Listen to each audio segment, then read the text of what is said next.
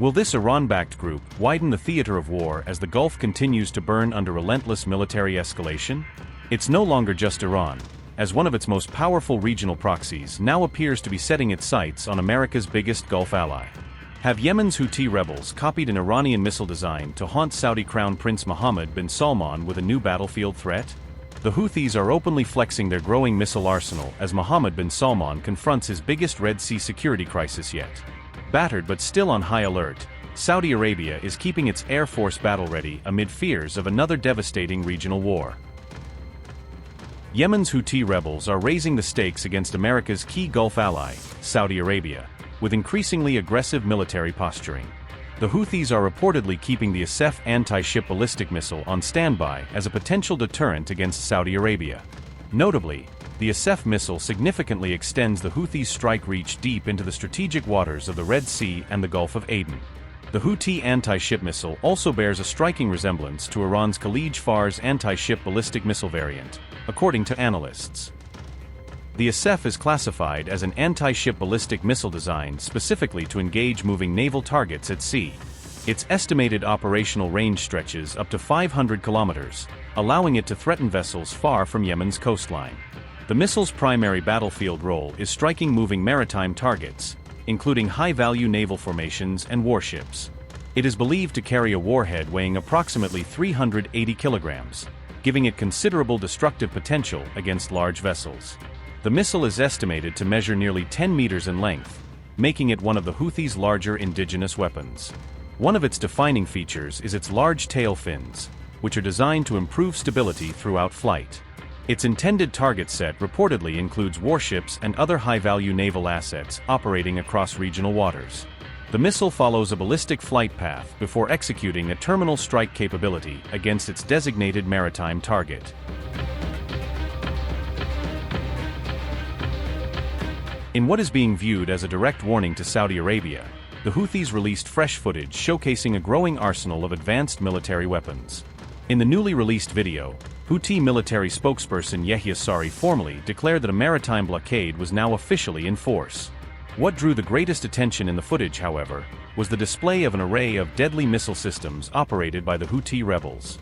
The video also showed Houthi anti-ship ballistic missiles being prepared for action, reinforcing the group's declared maritime blockade against Saudi-linked routes. The Houthi rebels further showcased submarine-launched missiles, signaling that these weapons are now ready to be directed towards Saudi Arabia if required.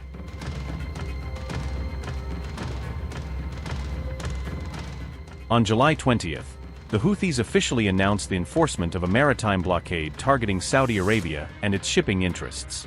The maritime embargo against Saudi Arabia was declared as retaliation for the recent attack targeting Yemen's Sana'a International Airport. Houthi leaders claimed the naval blockade against Riyadh was based on the principle of an eye for an eye, describing it as a justified response. In an official statement, the Houthis accused Saudi Arabia of imposing what they called an unjust siege on Yemen for the past 12 years. The criminal Saudi enemy continues its unjust and oppressive siege on our dear people for nearly 12 years, plundering our resources and imposing a comprehensive blockade on our ports and airports by land, sea, and air. This has exacerbated the suffering of our dear people to an unbearable level, without any right or justification. This is unacceptable and cannot be tolerated, as it is based on no legal or humanitarian right or justification and has no legitimacy whatsoever. It is an invalid and aggressive siege, with its disastrous consequences for our dear Yemeni people, began by the targeting of Sana'a International Airport in a cruel and treacherous attack on our country. Our people cannot endure this unjust siege and aggression without taking a stand. Our great people are a faithful and resilient people, a people of faith and wisdom, with a just cause, and they have the full right to confront this unjust siege and aggression by all available means. Therefore, and in response to the calls of our dear, valiant people for the great million-man demonstration on the Friday of warning and mobilization, and the preceding large tribal gatherings and rallies, the Yemeni armed forces affirmed the following. First, the Yemeni armed forces declare a maritime embargo against the criminal Saudi enemy, based on the equation of an eye for an eye, effective immediately upon the issuance of this statement. Second, we affirm the right of our great people to respond to the blockade with a blockade, and to respond to all escalation with all escalation, thus solidifying this equation. Third, the Yemeni armed forces affirmed their complete readiness for all options, and any foolish act committed by the reckless Saudi enemy through all escalation will be met with a comprehensive and decisive escalation, by Allah's will and power.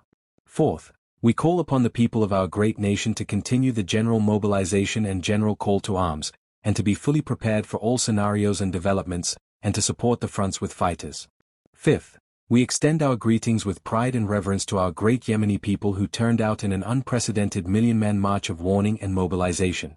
We assure them that we will spare no effort in restoring their plundered rights and ending the unjust siege imposed upon them, whatever the consequences and repercussions, relying on Allah and placing our trust in Allah. Saudi Arabia responded sharply to the Houthis' maritime blockade announcement, condemning the move as a dangerous act of escalation. In a statement issued on July 21, Riyadh accused the Houthi rebels of dragging Yemen deeper into a devastating regional war. Riyadh's statement said, and I quote, "The Ministry of Foreign Affairs expresses the Kingdom of Saudi Arabia's strongest condemnation of the allegations made by the so-called military spokesperson of the Houthi terrorist militia, who accused the kingdom of besieging the brotherly Yemeni people and claimed the imposition of a maritime blockade on the kingdom." The Ministry of Foreign Affairs recalls the Houthi militia's previous widespread attacks targeting the Yemeni people and infrastructure, including the attack on Aden airport on December 30, 2020, which resulted in the deaths and injuries of dozens of people. During the truce, the militia also targeted oil export ports in southern Yemen on October 21, 2022, and subsequently carried out attacks that aimed to cripple the government's ability to sell oil, which represents approximately 60% of the government's revenues, and directly impacting the payment of salaries to government employees. The militia also seized 4 aircraft belonging to Yemenia Airways and detained them at Sana'a airport after they had transported Yemeni pilgrims from Jeddah. Furthermore, the Houthi militia dragged Yemen into the regional conflict and targeted commercial ships in the Red Sea, thereby exacerbating the suffering of the Yemeni people. End quote.